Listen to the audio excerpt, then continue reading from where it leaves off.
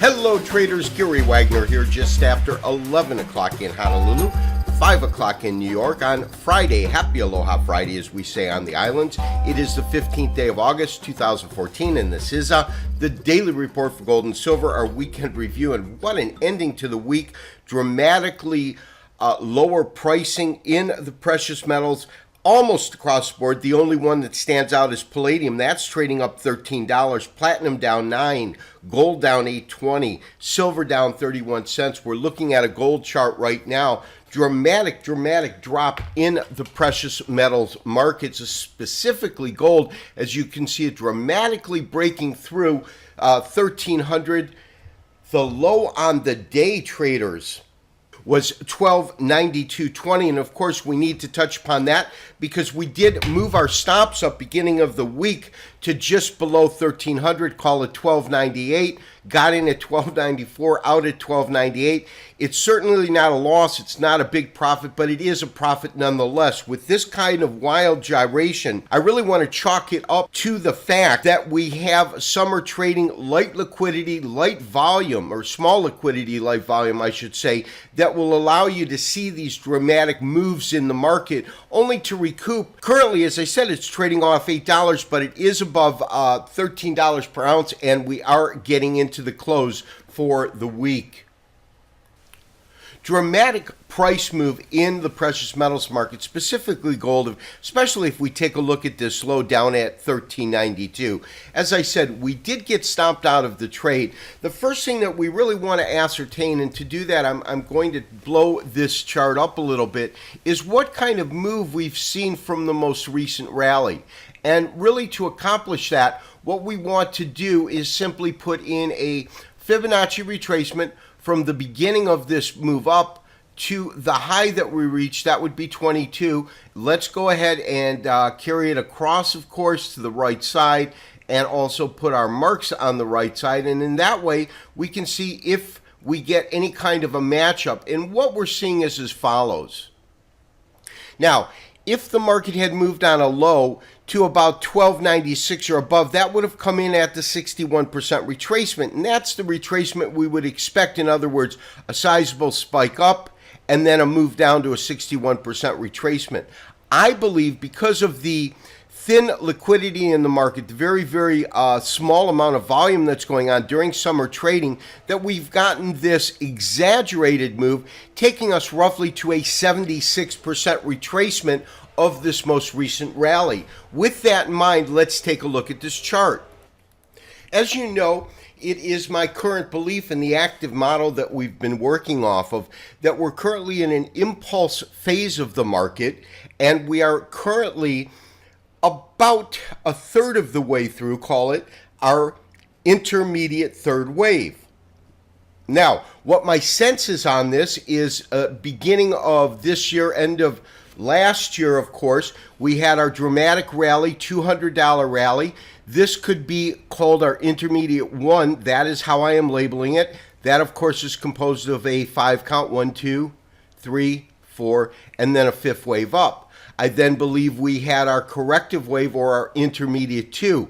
We had an elongated A, and then our B really came in as a compression triangle, in which when it reached the apex, we went down to our final C. My belief is that we concluded our intermediate second wave there. We're currently in our intermediate third wave. Of that third wave, when we subdivide that, I believe that we have seen our subcount 1. I believe that we have effectively gone to our subcount 2. It came to a precise 61% retracement, and our current activity is all within the confines of 3 out of 3, meaning that we are in an intermediate third wave, subcount 3, and the subcount 3 should have a third, fourth, and a fifth wave up.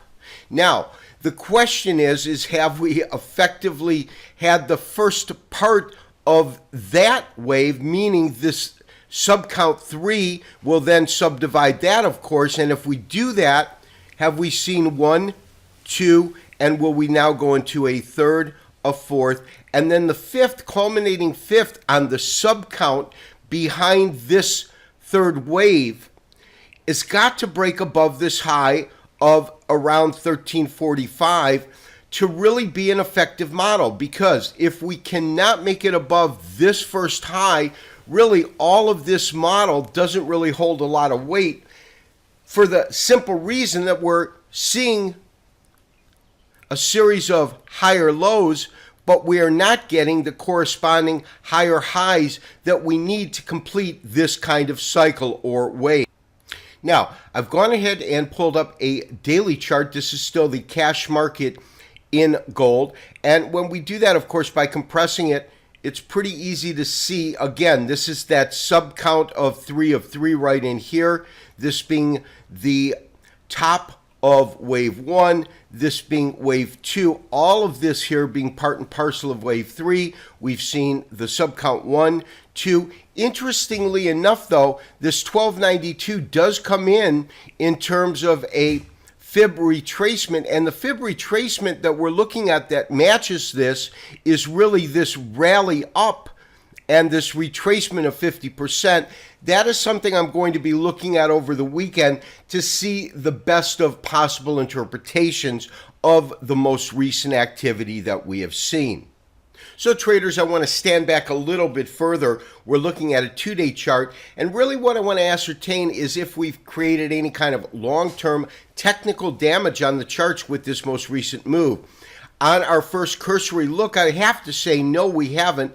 This, of course, is our Andrews pitchfork, and what we really need to see in terms of defining the fact that we could still be in an uptrend is the fact that it's well above this outer prong of 0. The first move out was the first rally, what we are actually labeling as 1, this being 2. We are currently in 3. 3 would have to terminate to break above this particular line here, and it would also have to correspond by breaking above this particular top here.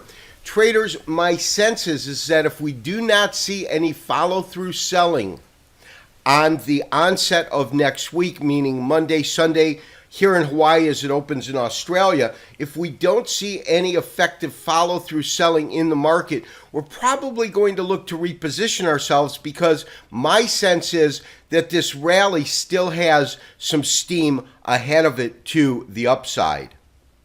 So traders, what about silver?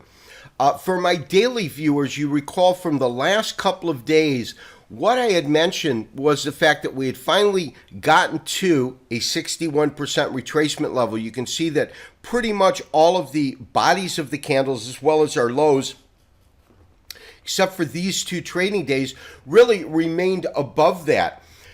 But what I did say was that I certainly couldn't be a player on the long side. I wasn't looking for silver to go up until and unless it breached $20, 2010, I believe was the number that I talked about yesterday.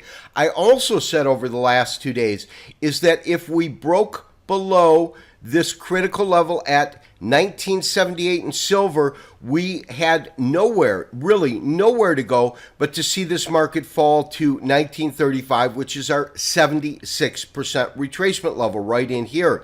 Well, we've really made up a lot of that ground, and as you can see, we're closing on the lows. We're closing mid-range between, of course, the 61 and 76% retracement points. My sense is we're probably going to test 1935 in silver.